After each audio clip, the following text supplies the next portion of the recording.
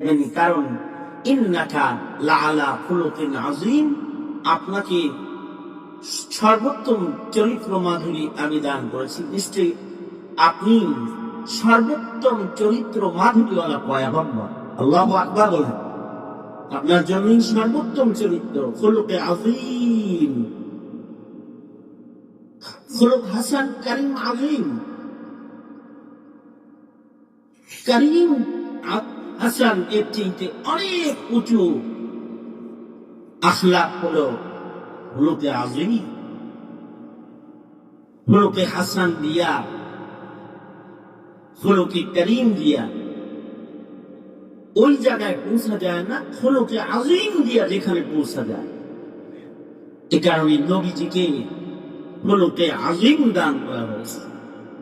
কেউ যদি খুলুকে হাসান, একজনকে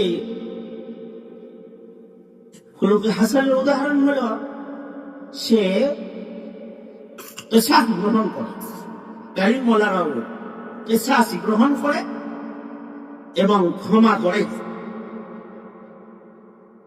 যারা খুলুকে কারীম তারা ক্ষমা করে দেয় মানুষ।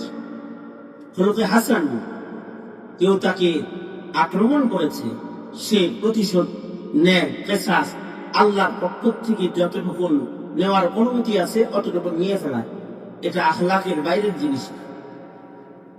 খুলুকে কারীম হলো না প্রতিশোধ গ্রহণ করে না, কেসাস নেয় না, বরং কেউ তাকে মাফ করে।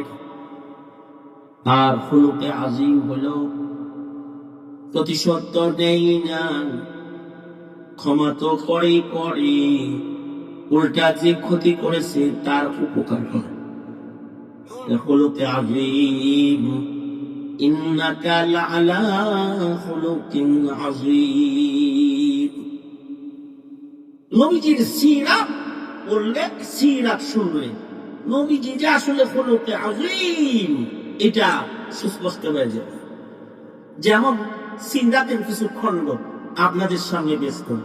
যেমন আল্লাহর রাসূল একদিন এক জায়গায় আরাম করতেছেন, ঘুমাচ্ছেন, বিশ্রাম নিচ্ছেন। কাফের একটা আইসা নবীজির মাথা বরাবর খোলা তরবারি, ধারালো তরবারি নিয়ে দাঁড়ায় গেছে নবীজিকে মারতে। কিন্তু ঘুমন্ত মানুষকে মারা একটা কাপুরুষের আলামত।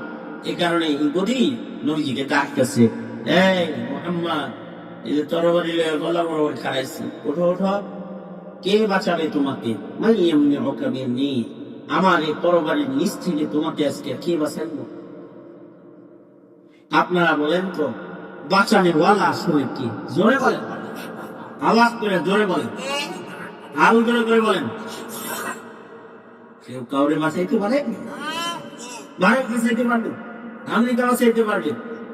যদি বাঁচাইতে পারতো তাহলে হাসিনা চেয়ার বাঁচাই দিত মোদী সরকার। কেউ কাউরে বাঁচাইতে পারে না।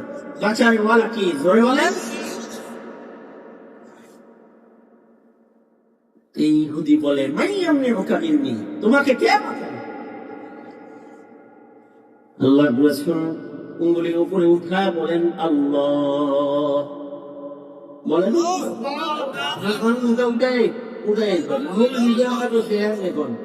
কে বাঁচাবে? কে বাঁচাবে? আল্লাহ রাসূল যে আল্লাহ শব্দ উচ্চারণ করেছেন, নবীজির মুখে উচ্চারিত আল্লাহ শব্দের রব এর তাসির এত হয়েছে,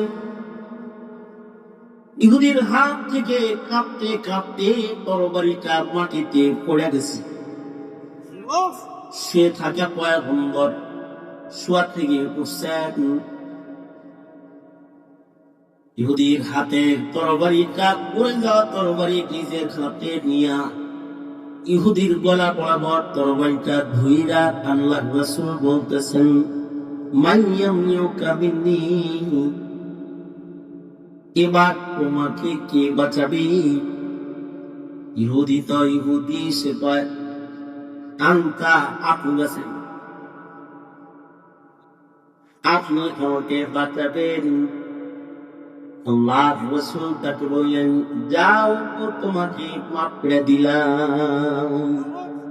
ইচ্ছা করলে এখন তোমার গলা কাটতে পারতাম, নবীজির আখলাক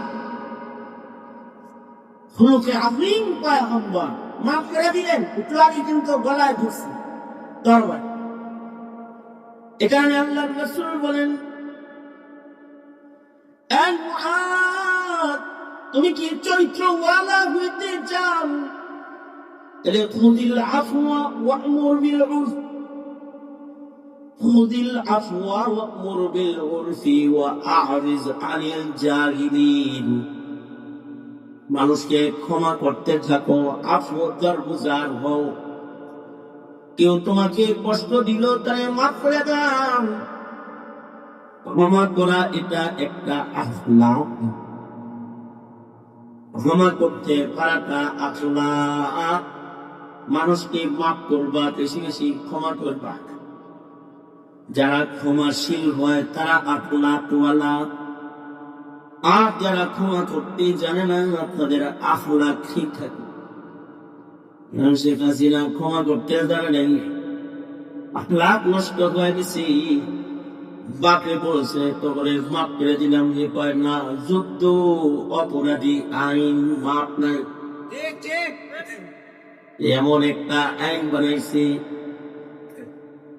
দুঃখজনক হলো ক্ষমা ফেলে দিলে মানুষ জালিম হয়ে যায়। এক সময় যুদ্ধ অপরাধী আইন বানায়া এক একজন যুদ্ধ অপরাধী বললেও বহু টুপি দাড়ি পাঞ্জাবি ওলার উপরে এই আইন দিয়া জুলুম করে জালেম হয়েছে। যুদ্ধ অপরাধীর সাথে যাদের সম্পৃক্ততা নেই তাদেরকেও গ্রেফতার করেছে। তাদেরকেও হিন্দু মামলা করছে, হিন্দুর মামলায় একটা সরল মনা মুসলমানকে যুদ্ধ অপরাধী বানাইছে। ক্ষমা করতে জানতে হয়, ক্ষমাটা আখলাক।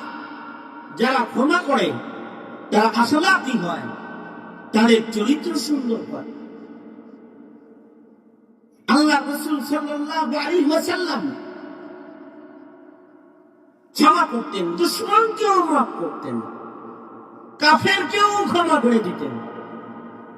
যে নবীজিকে কষ্ট দিত, নবীজি তার সাথে সুন্দর আচরণ করতেন। আল্লাহু আকবার জোরে করে বলেন। কেউ আপনার কষ্ট দিছে, আপনি তার সাথে সুন্দর ব্যবহার করবেন, এটা আখলাক, এটা চরিত্র। যারা আল্লাহর রাসূলকে কষ্ট দিয়েছে, তাইফের ইতিহাসের দিকে একটু নজর করে তাকান, নবীজিকে কেমন কষ্ট তারা দিয়েছে।